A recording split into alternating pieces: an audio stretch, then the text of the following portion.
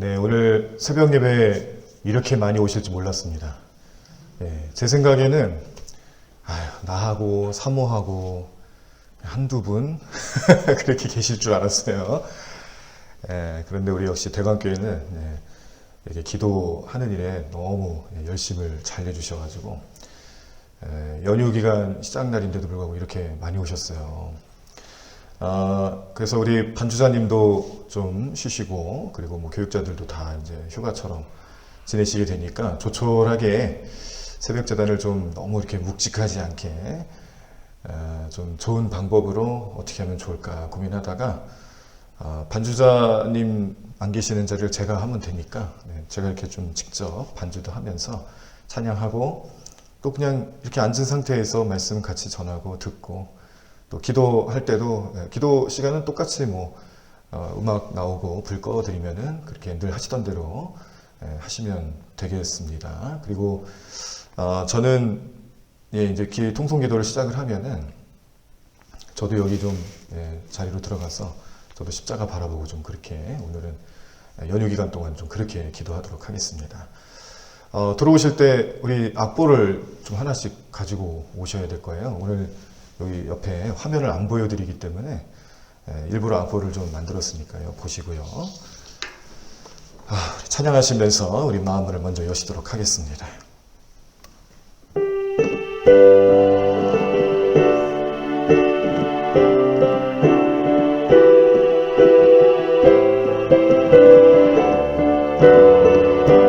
나 주님의 기쁨 되기 원하네. 나 주님의 기쁨 되기 원하네.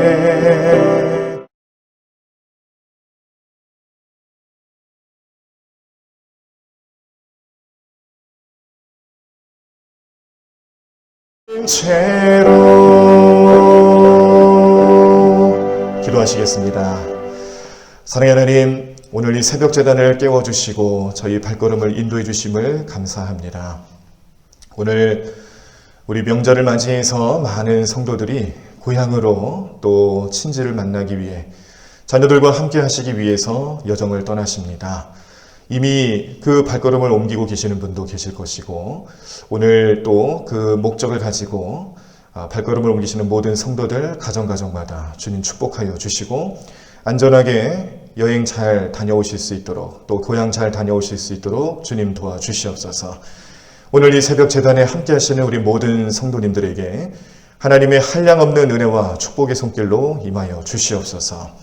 오늘 이 자리가 주님 신앙으로 믿음으로 살아가는 우리의 삶에 하나님 능력으로 부여받는 성령 충만함에 은혜의 자리가 될 수 있도록 도와주실 줄로 믿습니다.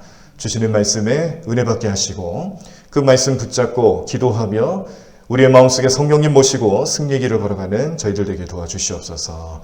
예수님의 이름으로 기도드립니다. 아멘. 네, 감사합니다. 참 잘 오셨습니다.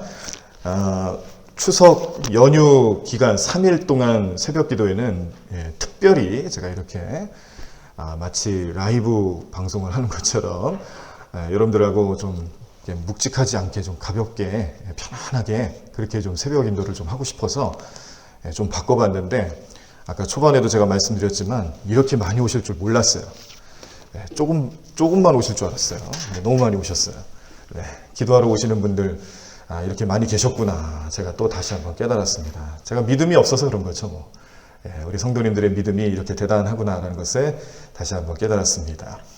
자, 오늘 우리들이 함께 보실 하나님 말씀은 시편 119편입니다. 자, 그런데 시편 119편은 우리가 성경 통독을 하는 데 있어서 굉장히 좀 어려움이 많죠. 왜냐하면 무려 176절에 해당되는 성경에서 한 단위, 한 챕터, 한 장이라고 그러죠. 한 챕터로 따져봤을 때는 가장 긴 분량을 가지고 있는 성경 본문이 아닐까.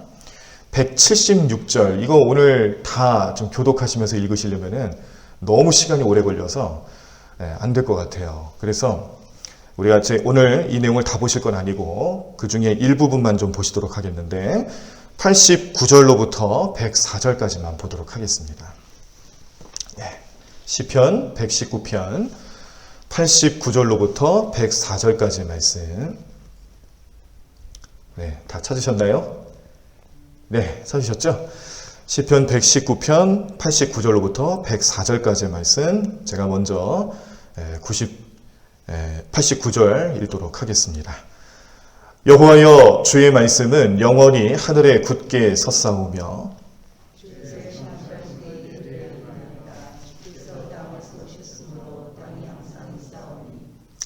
천지가 주의 규례들대로 오늘까지 입음은 만물이 주의 종이 된 까닭이니이다.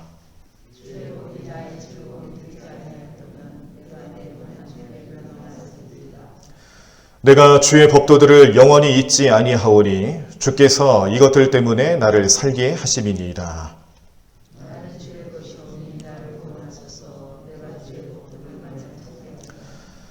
악인들이 나를 멸하려고 엿보으나 나는 주의 증거들만을 생각하겠나이다.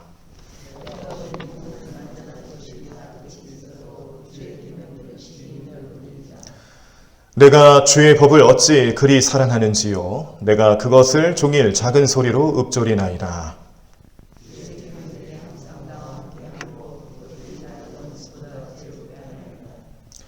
내가 주의 증거들을 늘 읊조림으로 나의 명철함이 나의 모든 스승보다 나으며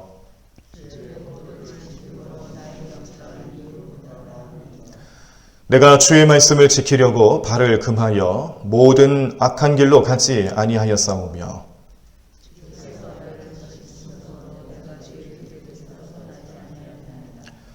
주의 말씀이 맛이 내게 어찌 그리 단지요 내 입에 꿀보다 더 다나이다.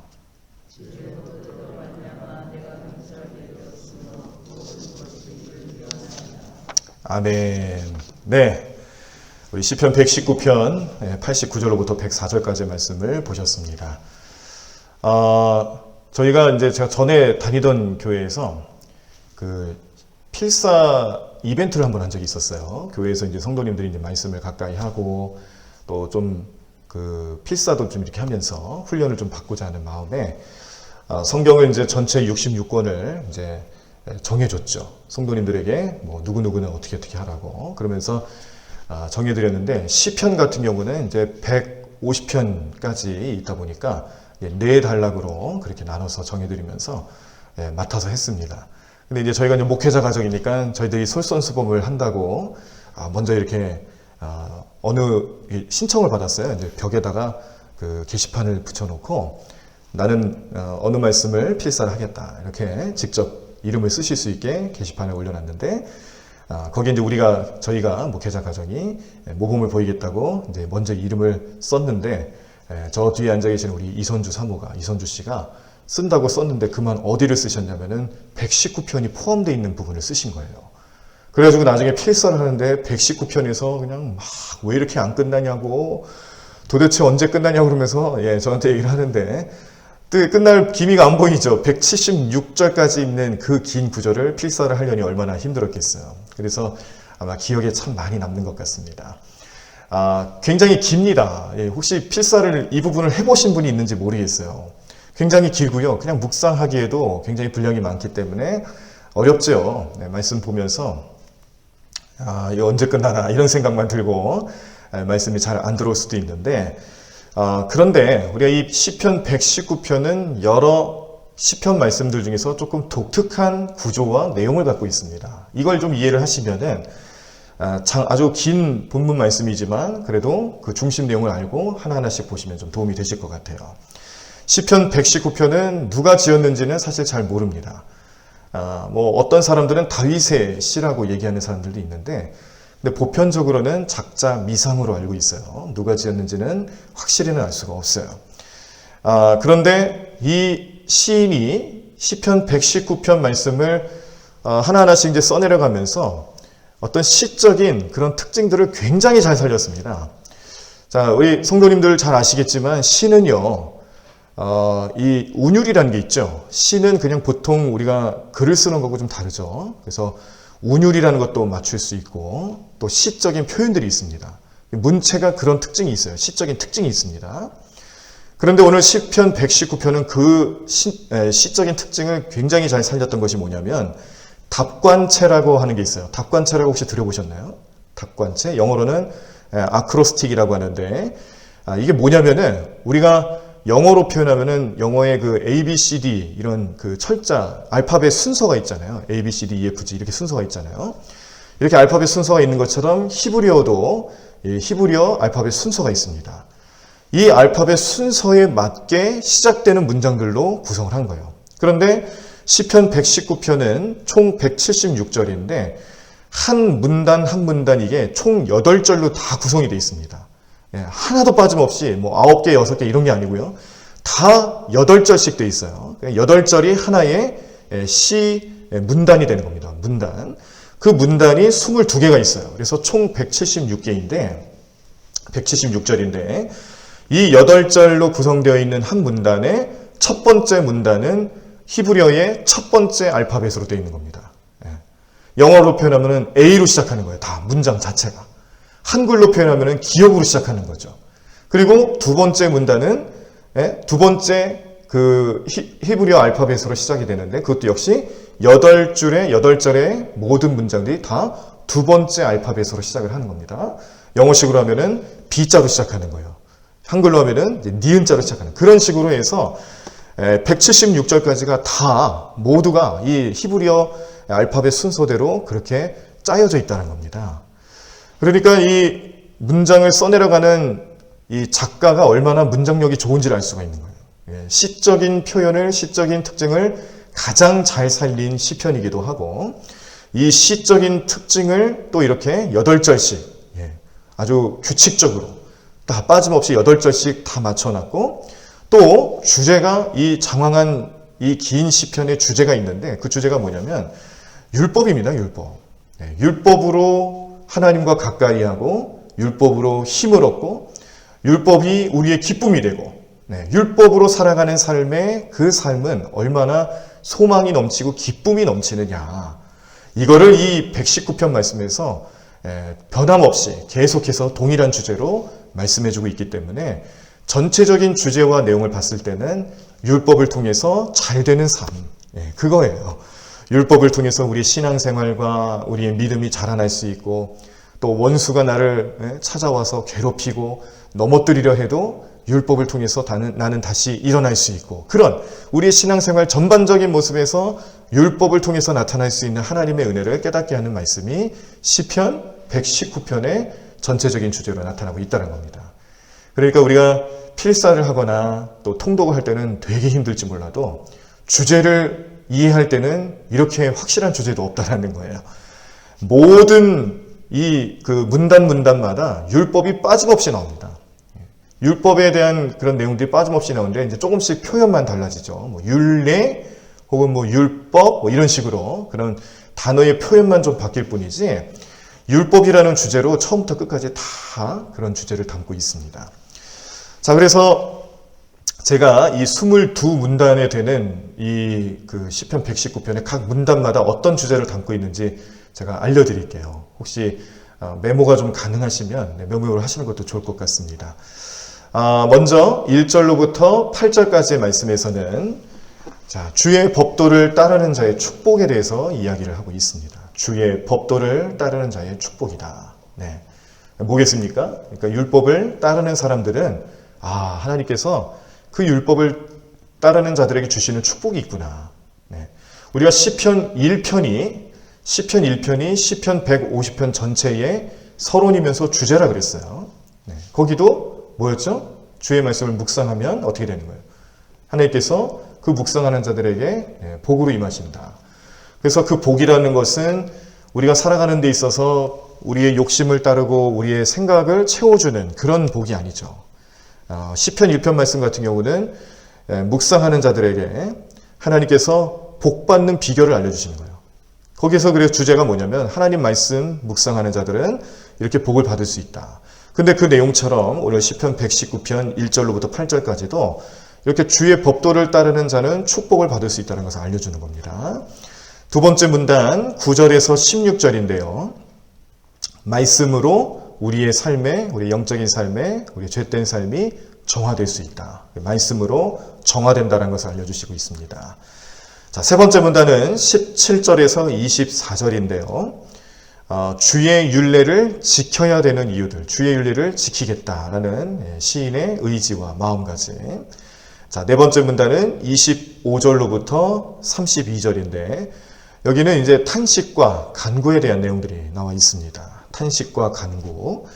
자, 다섯 번째는 33절에서 40절인데요. 축복을 바라는 기도를 담고 있어요. 그래서 역시 이제 말씀을 가까이 하고 또 주의 율례, 율법을 행하는 자들의 그런 마음가짐이 하나님께서 그런 말씀을 가까이 하는 자들에게 주시는 축복에 대해서 바라며 기도하는 내용들을 담고 있습니다.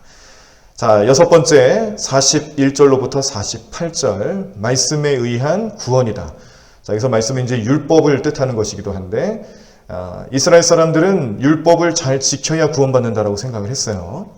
틀린 말은 아닙니다. 율법을 잘 지키면 구원받을 수 있습니다. 근데 문제는 그 구원을 성취하기 위해서 과연 누가 율법을 다 지킬 것이냐, 누가 다 지킬 수 있느냐 따져보면 없다라는 거죠. 아무도 율법을 지킬 수 있는 사람은 없다. 그래서 사실은 불가능하다는 것을 이미 알고 있는데, 그러나 오늘 이 시편 119편에서 주제는 율법이기 때문에 그 율법을 또 지키면서 구원받을 수 있다는 것을 기억하고 깨닫게 하는 말씀입니다. 자, 49절로부터 56절까지 일곱 번째 문단인데요. 말씀 중에 담겨있는 위로가 있어요. 하나님께서 그런 위로로 함께 하시는 능력을 이제 말씀을 통해서 주신다는 겁니다. 말씀 중에 담겨있는 위로. 자, 그 다음에 여덟 번째 57절에서 64절은 땅에 충만한 여호와의 인자하심에 대해서 말씀하고 있죠. 땅에 충만한 여호와의 인자하심이다. 65절부터 72절까지는 이제 아홉 번째 문단, 고난을 통해 주의 율례를 배운다. 고난이 임할 수밖에 없습니다. 고난이 임하는 우리의 삶의 현장에서, 그러나 또 우리가 소망으로 임할 수 있는 것은 그 고난의 현장에 하나님 말씀이 함께 하신다는 거죠. 그래서 하나님 말씀 붙잡고 살아가는 사람들은 그런 은혜 가운데 함께 하게 되는데, 고난을 통해 주님의 율례를 배울 수 있다. 이런 주제를 담고 있습니다. 열 번째 73절에서 80절인데요. 교만한 자의 수욕을 간청하는 겁니다. 자, 이 시편이 가지고 있는 또 특징 중에 하나가 뭐냐면, 하나님을 찬송하고 또 소원을 아뢰고 간구하는 기도 제목들을 담아서 찬양을 많이 합니다. 그런데 어떤 시편은 원수를 멸하게 해달라고, 그리고 자기의 이러한 어려움, 자기의 모든 이런 상황 속에서 자기를 미워하는 사람들, 악인들, 또 원수들, 이런 사람들이 괴롭히는 그런 현장에서 하나님의 능력이 나타나 그 모든 악한 사람들을 물리쳐 주시고 멸해달라고 그렇게 간청하는 기도도 있죠. 그래서 이러한 기도 내용들이 오늘 시편 119편에도 나타나게 되는데, 교만한 자, 이런 교만한 자들은 수욕을 당해야 된다. 욕을 받아야 된다는 거죠. 어려움을 당해야 된다는 거죠. 그래서 그런 것들을 주제로 해서 간청하는 내용도 들어가 있습니다. 자, 11번째 81절로부터 88절까지 말씀, 소망의 근본에 대해서 알려주는 거예요. 소망의 근본.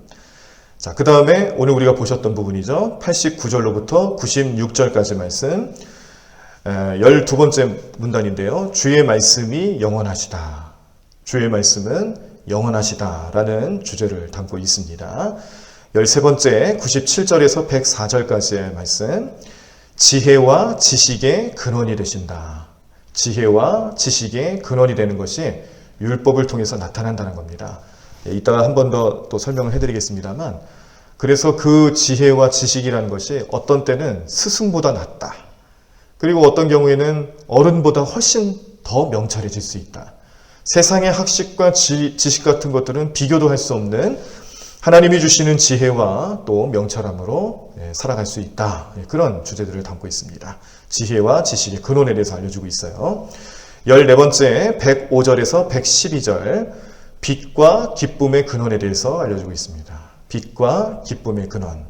성경적인 그런 상징물들 중에서 빛이라는 것은 좋은 긍정적인 의미를 가지고 있죠. 그리고 빛은 하나님의 임재를 또 설명하고 있습니다. 그래서 빛으로 등장하는 부분에 있어서는 하나님과 가까이 하는 삶이라든지 하나님의 은혜 또 이런 것들을 충만하게 느끼는 그런 삶을 표현하기도 해요. 그래서 그런 삶을 살아가는 우리 성도들에게는 기쁨이 넘치게 되겠죠.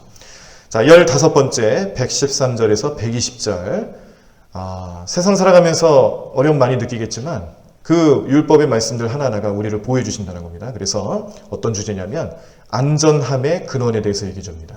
우리가 세상 살아가면서 안전할 수 있는 삶을 살아가는 것의 근원은 하나님 말씀입니다. 안전의 근원. 자, 16번째. 자, 121절에서 128절입니다. 확신할 수 있는 근원에 대해서 얘기해 주는 거예요. 확신을 가질 수 있는 근원. 이 확신은 뭐겠어요? 네, 말씀을 통해서 하나님 은혜를 깨닫고 하나님 또 축복과 또 하나님께서 역사하심을 확신할 수 있는 그런 신앙적인 자세죠. 그런 것의 근원을 또 설명하고 있습니다. 129절로부터 136절 17번째 문단인데요. 말씀의 인도함에 대해서 알려주고 있습니다. 말씀으로 인도함 받는 것. 자, 그 다음에 18번째 137절에서 144절 주의 말씀의 속성에 대해서 알려주고 있습니다. 하나님 말씀의 속성은 이러이러하다. 하나님 말씀 또 율법에 대한 내용입니다. 자, 19번째 145절로부터 152절까지 말씀은 힘의 근원에 대해서 말씀하고 있어요. 힘의 근원에 대해서 우리가 알려주고 있습니다. 그 다음에 20번째 153절에서 160절 구원의 근원에 대해서 알려주고 있습니다. 구원의 근원. 자, 21번째 문단 161절에서 168절 화평의 근원에 대해서 교훈하고 있습니다. 화평의 근원. 자, 마지막 22번째 문단 169절에서 176절까지의 말씀 축복을 바라는 기도에 대해서 알려주고 있습니다. 축복을 바라는 기도. 자, 이렇게 22문단 아주 긴 말씀으로 오늘 우리 함께 보셨는데 다 읽지는 않았습니다만 이런 주제를 가지고 있다는 것을 미리 좀 알고 계시면 나중에 통독을 하실 때에 도움이 되실 텐데 전체적인 이 1절부터 176절까지의 전체적인 주제는 뭐라고요? 뭐라고 그랬죠? 율례 이겁니다. 율례에 관한, 율법에 관한. 그래서 1절부터 176절까지 이렇게 말씀 보시면서 율법을 염두하시고 율법에 대한 말씀을 주시는구나 이런 거를 계속 생각하시면서 보시면은 도움이 되실 것 같습니다. 자, 이렇게 긴 말씀 중에 우리가 두 문단만 오늘 함께 좀 보시겠는데 89절로부터 96절까지의 문단에 대해서 우리는 주의 말씀이 영원하시다라는 것을 생각할 수가 있습니다. 오늘 이 시편 119편의 시인은요, 하나님 말씀과 계획이 절대 변하지 않는 그런 영원한 속성을 가지고 있다는 것을 오늘 우리에게 알려주고 있습니다. 그런데 이런 것들을 우리가 그냥 알기는 좀 느낌이 좀 덜할 수도 있어요.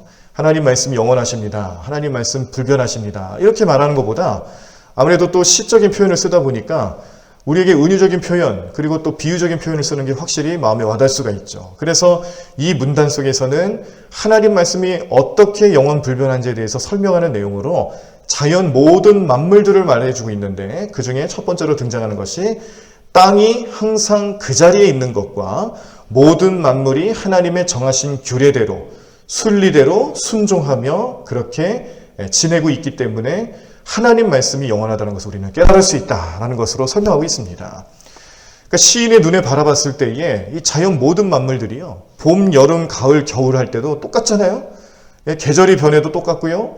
또 시간이 지나도 모든 이 자연 만물들이 그 자리에서 그대로 머물면서 그렇게 하나님의 섭리 가운데 함께하고 있는 그런 섭리를 바라보면서 하나님 말씀도 그처럼 이렇게 변함없는 자연 만물들처럼 그 말씀도 불변할 것이고 변함이 없을 것이다.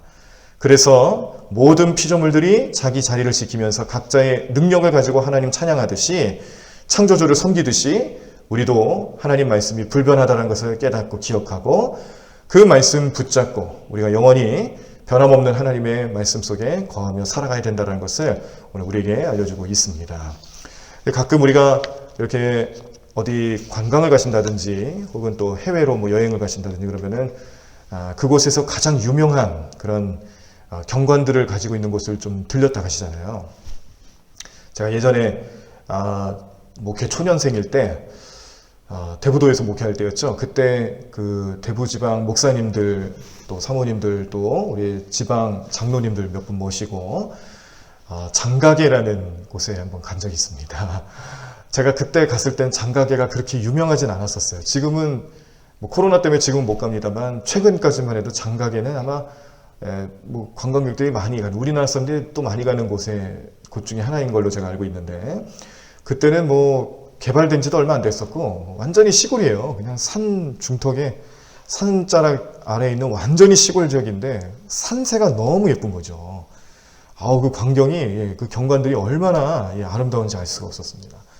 그리고 웅장하죠. 굉장히 높은 산, 또 우거져 있는 뭐 숲풀들, 또 동굴들 가보고, 뭐 거기 뭐 자연 만물들이 아주 대단하더라고요. 거기서 세계에서 제일 높다는 엘리베이터도 한번 타봤고요. 그리고 또 그 케이블카처럼 생긴 거, 뭐 그런 것도 한번 타보고, 제일 긴 뭐 하여튼 뭐 중국만 가면은 뭐 세계 제일 이런 게 잘 붙는 것 같아요. 그리고 제가 거기서 느꼈던 게 뭐냐면, 야, 우리 하나님 이렇게 솜씨가 좋으신 하나님이시네. 이렇게 아름다운 자연 만물을 만들어 놓으셨네. 그런 생각을 끊임없이 할 수가 있었습니다. 그런 것처럼 자연 만물을 바라보며 하나님의 섭리에 대해서 감탄하고 또 찬양을 하게 되는데, 그런 모든 것들을 통해서 깨달을 수 있는 또 다른 사실은 뭐냐면, 그게 며칠부터 며칠까지만 있다가 옮기나요? 아니잖아요. 그런 모든 자연 만물들이 항상 그 자리에 머물면서 항상 그 자리를 지키고 있잖아요. 이게 그 자연 만물들이 가지고 있는 하나님께서 창조해 주신 섭리를 순종하고 있는 모습으로 오늘 시인은 고백을 하고 있는 겁니다. 하나님 말씀도 그렇다라는 거예요. 하나님 말씀도 늘 그 자리에, 늘 변함없이, 늘 우리와 함께 하실 것이다. 그러므로 우리는 어떻게 하는 거니까? 하나님 말씀을 찾으면 되는 거예요. 그 말씀을 찾기만 하면 되는 겁니다. 하나님 말씀은 변함없이 항상 그 자리에 있으니까 우리는 그 말씀을 향해 가기만 하면 되는 거예요. 그래서 그 말씀을 가까이 하고, 또 그 말씀을 가까이 할 때 나타나는 효과는 무엇이냐? 믿음을 잃지 않는다는 겁니다. 그 믿음을 변함없이 소유하고 가질 수 있는 우리의 삶이 된다는 것을 깨닫게 하는 말씀 함께 보셨습니다. 자, 그 다음에 우리가 또 보신 말씀이 이제 97절로부터 104절까지의 말씀을 보셨어요. 자, 여기서는 지혜와 지식의 근원에 대한 말씀을 주시는데, 오늘 이 시편 기자는 하나님 말씀에 대해서 말로 표현할 수 없는 사랑을 먼저 고백합니다. 말씀을 사랑한다는 것을 이렇게 고백을 해요. 97절의 전반절까지 보시면, 내가 주의 법을 어찌 그리 사랑하는지요. 그렇게 얘기를 합니다. 여기서 주의 법은 율법이죠. 율법, 하나님 말씀이에요. 내가 주의 법을 어찌 그리 사랑하는지요. 정말 사랑한다라는 시적인 표현을 쓰는 겁니다. 너무너무 사랑한다는 거예요. 자, 사람이요, 자기가 사랑하는 게 있으면 늘 그 사랑하는 대상을 생각하는 거 아시죠? 어느 누군가를, 사람을 사랑하면, 사랑하는 사람이 생기면 그 사랑하는 사람을 매일매일 생각합니다. 늘 가까이 하고 싶고 생각나고, 또 좋아하는 일이 생기면, 사랑하는 일이 생기면 그 일을 날마다 생각하죠. 또 좋아할 만한 어떤 취미나 무슨 할 만한 그런 일들을 또 가지게 되면은 함께 합니다. 그 똑같은 일을 같이 사랑하는 사람들을 모여서 무리를 만들고 그 일을 공유도 하고, 그런 특징들이 나타납니다. 이게 사랑하니까 벌어지는 일들이에요. 사랑하면 아무리 힘들어도 그게 힘들어지지 않고요. 힘든 것으로 여겨지지 않고 거기에서 기쁨을 느끼게 되죠. 그래서 오늘 시편 기자는 하나님 말씀을 이렇게 사랑한다라는 고백을 먼저 내비치면서 우리에게 주고자 하는 말씀이 뭐냐면, 뜻이 뭐냐면, 그 말씀을 날마다 묵상할 것이고, 그 말씀을 날마다 가까이 할 것이고, 그 말씀 때문에 나는 기쁨과 힘과 지혜를 얻을 수 있다라는 것을 계속해서 고백하고 있는데요. 그 내용이 이제 98절로부터 104절에 또 이렇게 나타납니다. 첫 번째 고백은 주의 계명들이 나와 함께 하면 원수보다 지혜로워질 수 있다는 것을 고백하고 있고요. 두 번째 고백은 주의 증거들을 묵상할 때마다 나는 스승보다 명철해질 수 있다. 스승보다 더 지혜롭고 더 명철해질 수 있다는 것을 확신하고 있습니다.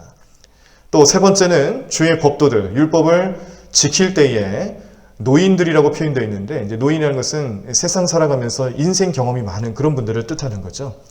인생의 연수가 많아지면서 그렇게 경험했던 일들이 많고 그 가운데서 나타나는 지혜들이 있어요. 그런데 이렇게 어르신들이 가지고 있는 경험과 지혜보다 훨씬 명철함을 얻을 수 있다. 이런 내용을 고백하고 있고, 또 그 다음에는 이제 주의 말씀을 지킬 때 나는 악한 길에서 떠나게 된다라는 고백을 합니다. 악한 길에서 떠날 수 있게 도와주시는 하나님 말씀이 있다는 것이 얼마나 감사한 일인지 알 수가 없습니다. 우리가 잘 아시는 책 가운데 나는 죽고 예수로 사는 사람이라는 책 보셨죠? 우리 선한 목자교회 유기성 목사님이 쓰신 책인데, 이 책이 얼마나 참 많은 은혜를 끼쳤습니까? 우리들에게. 그래서 실제로 그 세상 살아가면서 그냥 피상적인 믿음만 가지고 살아가 있던 사람들에게 실제적으로 믿음으로 살아가는 삶의 열매를 어떻게 맺어야 되는가를 알려주는 책이기도 했고, 이것이 기초가 되어서 제자 훈련이 발전하게 되는 책이기도 했습니다. 자, 이 책을 보시면은 여러 예화들이 나오는데 그 중에 하나가 뭐였냐면 어떤 청년이 이 음란함에 대해서 늘 사로잡혀 있어가지고 음란함의 정도가 어느 정도였냐면은 이제 그 왜 몸 파는 그런 곳까지도 늘 정기적으로 찾아갈 정도로 뭐 술, 담배는 말할 것도 없고요. 그리고 뭐 단란주점이라고 그러나요? 이렇게 그런 음란함이 아주 그냥 만연하고 있는 그런 데를 이제 교회 다니면서 다녔던 거예요. 그런데 어느 순간 깨달음이 온 거죠. 말씀을 보고 말씀을 깨닫고 그 말씀이 그 청년의 마음에 기억되고 또 그 말씀이 그 삶을 사로잡기 시작했을 때에 그 다음부터는 자연스럽게 발걸음을 옮기던 그런 음란한 자리에서 스스로 발걸음을 옮길 수 있게 되었다. 그런 능력이 나타나게 되었다. 이걸 고백을 한 겁니다. 말씀이 가까이 하니까 그렇게 되었다라는 거죠. 그게 실제로 우리 삶에도 분명히 나타납니다. 우리가 말씀을 묵상하고요, 또 암송하면 이 말씀들이 우리의 일상에서 내 삶의 지혜가 되는데 그냥 알려주는 지혜로만 남는 게 아니라 그 말씀을 순종할 수 있는 능력으로 나타날 수 있다는 것을 우리 모든 성도님들의 삶 가운데 늘 기억하시고 그렇게 살아가시기를 간절히 축원합니다. 죄를 짓고 싶어도 죄를 짓지 못하도록 말씀이 나를 이끌어 가시는 거예요. 죄라는 걸 알게 하시고 멀리 해야 된다는 것을 깨닫게 하시는 겁니다. 이 죄의 길에서 우리를 또 이끌어주고 진리의 길로 이끌어주시고 떠날 수 있도록 도와주시는 역할을 율법이 하더라. 원래 율법의 기능이라는 게 사실은 그런 거였죠. 율법은 하나님이 무엇을 좋아하시는지 무엇을 싫어하는지를 알려주는 역할을 하는 겁니다. 그래서 율법만 잘 지켜도 우리는 죄의 길로부터 멀어질 수 있습니다. 오늘 시편 기자가 이런 고백을 하고 있는 거예요. 자, 그 다음에는 주께서 나를 가르치심으로 인해 그 규례들에서 떠나지 않을 것이다. 이런 고백을 합니다. 주께서 나를 가르치신다. 그리고 나는 그 규례에서 떠나지 않을 것이다. 말씀을 내 안에 가까이 하고 그 말씀이 내 삶의 중심이 될 때에 우리는 그 말씀 속에 늘 거하는 삶을 살아갈 수 있다는 고백입니다. 자, 그 다음에 주의 말씀의 맛이 참 달다. 그래서 그 말씀이 참 달다라는 것은 은유적인 표현인데 어떤 의미를 가지고 있습니까? 그만큼 내게 유익이 되고 즐거움이 된다. 말씀을 가까이 하는 삶을 살아갈 때에 그 말씀 때문에 즐겁고 유익한 삶을 살아갈 수 있다라는 것을 고백합니다. 마지막 부분에서 주의 법도들은 결국 거짓과 관련된 모든 것을 미워하게 만들 수 있다. 그래서 이 율법과 하나님 말씀으로 가까이 하는 삶을 살아가는 사람들에게는 이 모든 거짓된 부분들, 악한 길, 또 죄의 길 이런 모든 걸 다 포함해서요. 그런 것들을 미워하게 만드는 마음가짐을 갖게 하고 이것이 우리의 능력이 된다라는 것을 오늘 말씀해주고 있습니다. 오늘 우리가 이 시편 119편 말씀의 두 문단만 보셨습니다만 전체적인 주제는 이러한 주제 속에서 계속 말씀을 우리에게 주고 있습니다. 그래서 우리는 119편의 말씀을 보시면서 율법의 그 위대함에 대해서 좀 배울 수가 있어요. 우리가 복음을 듣고 또 예수님 복음에 대해서 집중하다 보면 율법이 마치 불필요한 것처럼 느껴질 수 있습니다. 그런데 예수님 분명히 말씀하셨습니다. 예수님이 율법에 대해서 그 해석과 또 율법을 종교적인 또 백성들을 통제하는 수단으로 쓰는 사람들에게 경고해서 그러시는 거지 율법 자체가 나쁜 게 아니에요. 우리는 그런 오해하시면 안 됩니다. 율법은 분명히 우리에게 좋은 의미를 가지고 있습니다. 예수님께서 두 가지로 정리해 주신 것이 그 내용이잖아요. 하나님을 사랑하고 내 이웃을 내 몸과 같이 사랑하는 것. 그것이 율법의 참된 정신이거든요. 그러니까 율법은 불필요한 게 아니라 꼭 필요한 건데 그걸 자꾸 이상한 방향으로 잘못된 방향으로 쓰는 또 뭐 바리새파 사람이라든지 서기관들이라든지 또 종교 지도자들 이런 사람들이 그거를 이상한 방향으로 쓰니까 예수님 비판하신 것이지 나쁜 게 아니에요. 그래서 우리가 복음에 대한 말씀을 듣거나 예수님에 대한 그런 성경 공부를 할 때 율법이 마치 불필요한 것처럼 나쁜 것처럼 그렇게 비춰질 수 있는데 절대 그렇지 않다는 겁니다. 율법이 가지고 있는 특징이 있고 또 유익한 점들이 분명히 있어서 이 율법으로 표현되고 있는 하나님 말씀, 이 하나님 말씀을 우리 성도님들의 삶에 늘 가까이 하실 때에 율법이 얼마나 우수한 것인지에 대해서 깨닫게 됩니다. 율법이 정말 대단한 거구나. 율법은 참 좋은 거구나. 깨닫게 된다는 거예요. 오늘 시편 119편은 그 우수성에 대해서 얘기를 해주는 겁니다. 그런데 또 이 우수성이 율법이 최고입니다. 이건 아니라는 거예요. 율법의 완성이 되신 예수님의 가르침, 그 가르침과 그 은혜와 그 능력으로 우리가 또 살아갈 때에 율법의 의미도 살 수 있는 것이고 또 구원의 확신과 복음에 대한 내용들을 우리가 잘 깨달을 수 있다라는 것을 알려주는 말씀입니다. 우리는 우리의 행위가 완전할 수는 없습니다. 오늘 119편 말씀을 통해서 깨닫는 것은요. 우리의 행위가 완전할 수 없지만 그러나 하나님 말씀이 우리 안에 들어가 있으면 그 행위를 완전에 이르도록 이끌어주시는 능력은 나타날 줄로 믿습니다. 우리가 구원의 과정이라는 것도 보실 때에 칭의, 하나님께서 나의 죄를 용서해 주시고 의롭다함을 인정해 주셨을 때에 그때 이후에 우리의 삶은 이제 구원받은 사람으로서의 삶을 잘 살아가기 위해서 이 성화의 과정을 걷게 되는데 이 성화의 과정 속에서 꼭 필요한 것이 하나님 말씀이라는 거예요. 하나님 말씀 없이는 우리가 성화의 과정을 겪을 수가 없습니다. 우리가 하나님 뜻대로 살아가기 위해서 우리 마음속에 날마다 말씀 가까이 하시고 그 말씀 붙잡고 구원받는 그날까지 주님 말씀대로 살아가실 수 있는 저와 여러분들의 삶이 되셔야 될 줄로 믿습니다. 오늘 하루는요, 오늘 이 시편 119편 말씀에서 하나님 말씀이 나에게 주시는 유익이란 것이 과연 이런 것이었구나. 그 말씀 기억하고 기도하시기를 원합니다. 어떤 경우에라도 그 말씀이 우리의 삶을 지켜주시고 우리를 구원의 길로 인도해 주시고 무엇보다 죄짓지 않도록 지켜주시는 하나님의 은혜로 나타나게 될 줄로 믿습니다. 오늘 주님 말씀 기억하시고 그 뜻대로 살아가실 수 있는 우리 모든 성도님들 삶이 되시기를 간절히 축원합니다. 다 자리에서 일어나시겠습니다. 이 시간 우리 함께 기도하실 때 오늘 말씀을 기억하시고 저녁에 있을 예배를 위해서 기도해 주시고요.